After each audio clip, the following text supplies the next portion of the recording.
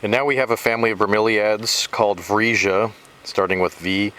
These are very popular because of their intricate patterns on the leaves, and they often have colored leaf tips.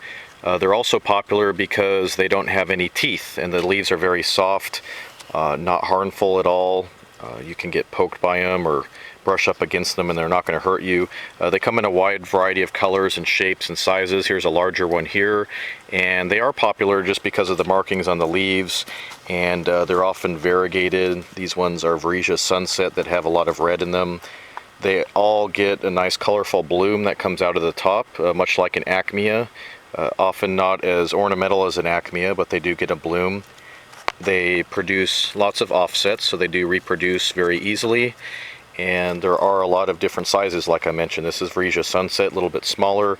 And over here we have a Vriesea Gigantea cultivar, which is a lot bigger, good for landscape use, as long as it is in a little bit of shade. Not a lot of them can take too much sun, so they have to be in kind of a filtered light condition or in deep shade. And they like clean water. They don't particularly like well water or real hard water. They like to have rainwater or clean filtered water or city water if you're on city water. So they can be particular about their water, but other than that they are fairly easy to grow, and again very popular because of their nice soft ornamental leaves with no teeth on them. These are Vrieseas.